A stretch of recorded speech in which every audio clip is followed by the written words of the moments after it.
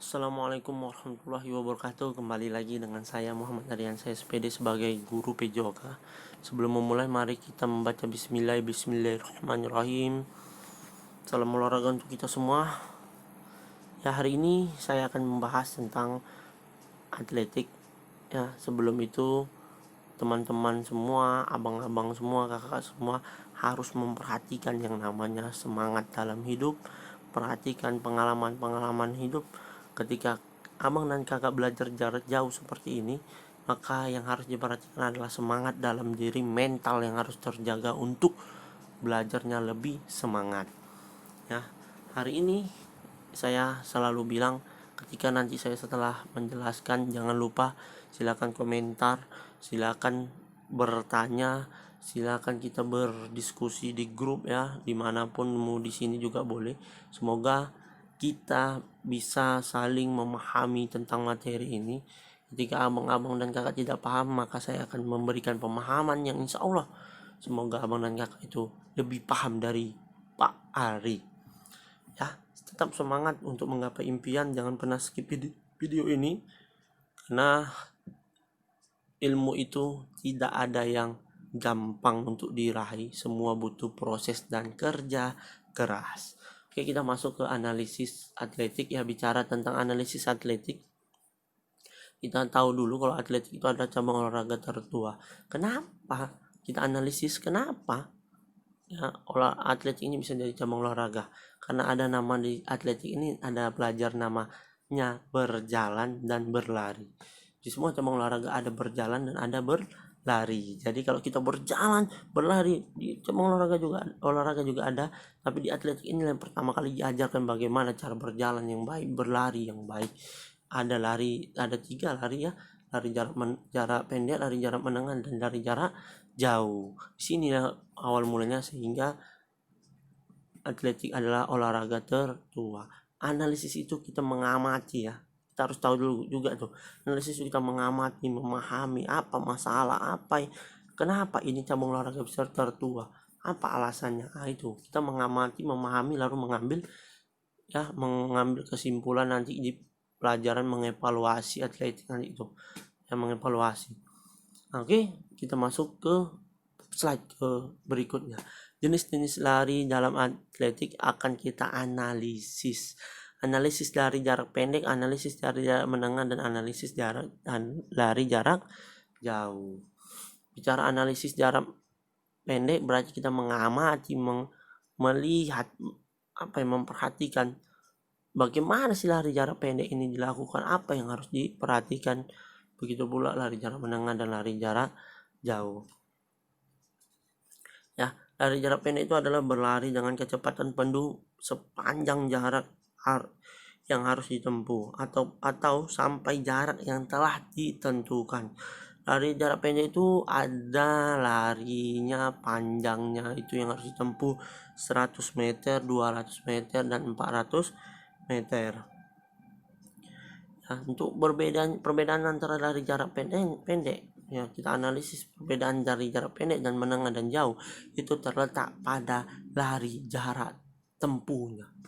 Jadi ketika kita menempuh, di situ kita analisis, oh ini pendek, ini hanya 100 meter, berarti lari jarak menengah. Ini larinya 1000 meter atau 800 meter, ini lari jarak lari jarak 100 meter.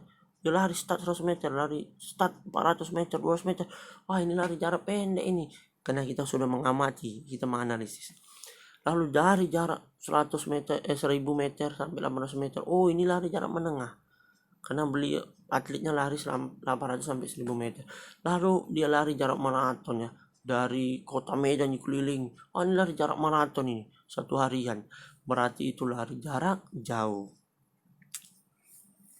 Ya, kita analisis dulu. Yang pertama, ketika kita melakukan lari jarak pendek, yang kita analisis adalah startnya ya. Start digunakan dalam lari jarak pendek itu ada start jongkok. Nah, maka yang kita analisis adalah pertama, ketika bersedia, yang pelari harus berada di blok dan mengambil sikap atau posisi awal. Tujuannya adalah untuk memasang dan menempatkan start blok disesuaikan dengan ukuran dan kemampuan pelari. Ya, blok blok di depan itu ya, depan itu ditempatkan 1,5 panjang kaki di belakang garis start. Nah, panjang ada bloknya ya, blok apanya itu ya, kotaknya lah gitu. Blok di belakangnya dipasang 1,5 panjangnya. Di depan dipasang lebih datar ya, jadi lebih datar. Kalau itu agak naik ya boleh dilihat di YouTube dan lain sebagainya itu bagaimana blok dalam lari ya yang digunakan start jongkok. Ya, posisi bersedia ini ditujuankan untuk mengambil sikap start posisi awal yang layak. Jadi kita harus mengambil posisi awal yang mana yang layak. Nah, itu lari jarak pendek tadi ya. Tapi Pak Ari tetap menggunakan buku ya, jadi saya melihat sedikit-sedikit untuk mengambil aturan-aturan dalam lari jarak lari tentang lari jarak pendek, menengah, dan jauh. Kedua tangan itu ya, ketika kita berlari kedua tangan di tanah itu harus terpisah dan sejajar ketika kita mau melakukan lari. Kepala kita datar ya, kepala kita datar dan mata kita menatap lurus ke depan untuk meraih yang namanya garis finish. Ya, posisi siap. Posisi siap itu untuk bergerak masuk ke posisi start yang optimal dan dipertahankan. Ya, lutut diletakkan di belakang, lutut kaki ada di dalam posisi membentuk sudut siku-siku. Lutut kaki belakang membentuk sudut antara 120 sampai 140 derajat. Pinggang sedikit diangkat setinggi bahu. Tubuh sedikit condong ke depan. Agar apa condong ke depan? Agar dorongannya ke depan itu lebih kencang. Bahu sedikit lebih maju dan lengan itu lebih maju agar kita bisa lebih cepat meraih ke finish. Ya, percepatan lari itu harus sangat kita perhatikan. Oke, mungkin kalau bicara tentang lari jarak pendek itu saja yang harus kita perhatikan. Kita akan bicara tentang mengenal lari jarak ya, tentang lari jarak menengah ini. Jadi saya udah bilang 800 meter itu 1000 meter, 1500 meter, bahkan sampai 3000 meter itu masih termasuk lari jarak menengah. Pada lari jarak menengah kita gunakan ujung kaki, stamina terjaga.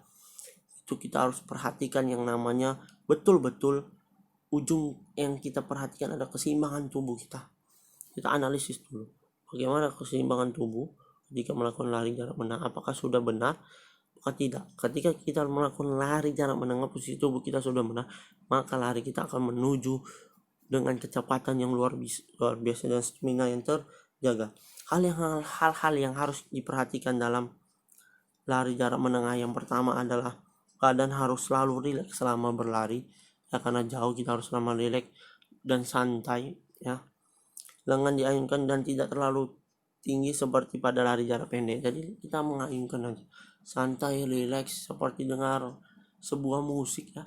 Tapi kita harus sambil berlari semaksimal kita. Yang ketiga, yang pertama adalah yang harus kita perhatikan itu badan condong ke depan. Nah, ini harus kita analisis. Badannya sudah condong ke depan apa belum? Nah, itu. Yang keempat, langkah tetap dengan tekanan ayunan kaki ke depan. Jadi dari awal sampai akhir kok usahakan sama dengan kecepatan dan ayunan kaki kita. Yang kelima, penguasaan dan pada kecepatan lari, kondisi fisik terdaya tahan. Keenam, lari terus menerus secara teratur, maju terus, jangan mengurangi kecepatan dalam berlari ya. Latihan untuk lari jarak menengah maupun lari jarak jauh ini harus kita ulangi dan tambah terus bebannya agar kita mendapatkan stamina yang baik dan lari yang teratur dengan stamina yang terjaga serta lari dengan menggunakan ujung kaki. Nah, latihan berikutnya yang harus didapatkan, latihan bisa dilakukan di alam terbuka dengan berlari secepat-cepatnya di alam terbuka agar udaranya itu lebih baik ya. Dalam lari jarak menengah hal-hal yang tidak sah dalam lari jarak menengah itu ada ya. Jadi kalau kita melihat sebuah pertandingan atau perlombaan lari jarak menengah yang harus kita perhatikan, mana sih kenapa itu bisa larinya seperti itu, kok bisa dibilang tidak sah. Karena pelari melakukan kesalahan dalam start lebih dari 3 kali. Ketika mau mulai lari dia salah sekali, mungkin sebelum bunyi aba-aba dia sudah berlari dan lain sebagainya sampai 3 kali, maka dia akan didiskualifikasi. Itu harus bisa kita analisis. Ketika kita menganalisis kenapa itu bisa didiskualifikasi atlet larinya, karena dia sudah melakukan lari, sudah melakukan kesalahan sebanyak 3 kali di garis start, memasuki lintasan perlari lain. Ketika dia berlari rupanya mereng, masuk dia udah lurus dia lari, belok dia ke Anijam, belok lagi dia ke warung bakso di depan Anijam, belok lagi ke Jogja, atau belok dia lagi ke sekolah A, belok lagi ke sekolah B. Jadi belok-belok dia ya, geleng-geleng kepalanya. Jadi itu kesalahan dan itu didiskualifikasi. Itulah analisisnya. Mengganggu pelari lain. Jadi dia coba buat curang, dia ganggu, dia tarik baju lawan atau dia banting terbang aja. Tidak boleh, itu adalah sebuah kesalahan. Ya, keluar dari lintasan, dia keluar mungkin oleng kepalanya, oyong kali kepalanya, terlalu banyak kali bebannya, belok, itu didiskualifikasi. Ya, atau mau terbukti memakai obat-obatan yang bisa mengganggu kondisi tubuhnya, itu juga dilarang dan didiskualifikasi. Ya, penunjuk-penunjuk dalam berlari juga harus kita analisis ya, harus berlari di suatu garis lintasan. Ya, lari secepat mungkin ya semampu kita lalui lawan, lakukan secepatnya. Usahakan berlari dengan kecepatannya tetap, jangan berubah-ubah. Ya, tetap fokus dan semangat dalam berlari. Yang selanjutnya ya, kita harus terus memperhatikan aktivitas berlari, fokus dalam berlari. Kita harus analisis terus berlari ini. Jangan lupa posisi tubuh, condong ke depan. Kita analisis apakah sudah benar, jaga keseimbangan dan lain sebagainya. Kita masuk slide berikutnya ya. Ya, jangan dilihat kali Pak Ari ya, nanti terlalu ganteng Pak Ari, kan segan juga Pak Ari. Nah, jadi kita masuk ke berikutnya, kita analisis tata cara lari yang baik dan benar. Ketika kita berlari, posisi tubuh kita condong ke depan, pandangan lurus ke depan, apakah sudah benar? Ya, kita analisis apa gerakannya sudah dilakukan apa belum. Ya, kaki kita sudah di posisi garis blok startnya apa belum? Sudahkah kita berlari sesuai lintasan kita apa belum? Kita melihat. Kalau belum, kita harus merubahnya agar kita bisa mendapatkan finish dan tidak didiskualifikasi oleh juri atau wasit. Nah, analisis manfaat lari. Ketika kita menganalisis manfaat lari ini, apa yang berguna bagi tubuh kita, bagi diri kita melakukan berlari.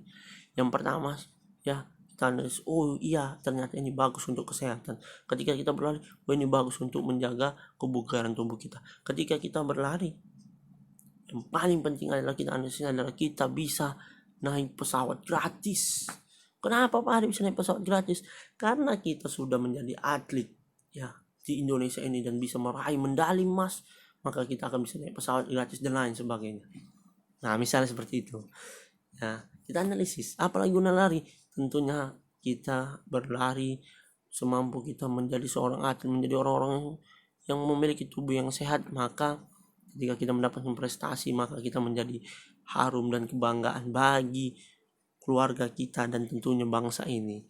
Ya, banyak yang harus kita perhatikan. Sekian dari Pak Ari ya. Mungkin itu yang bisa Pak Ari sampaikan, semoga bermanfaat. Terima kasih. Jangan lupa tetap semangat belajar, jangan malas belajar, fokus pada impian Anda, terus menganalisis dalam kehidupan agar kita jauh lebih baik. Terima kasih. Hari ini cukup pelajaran kita tentang analisis atletik khususnya pada lari. Ya, lari jarak pendek, lari jarak menengah, lari jarak jauh. Sekian, assalamualaikum warahmatullahi wabarakatuh. Salam olahraga, tetap senyum dan semangat.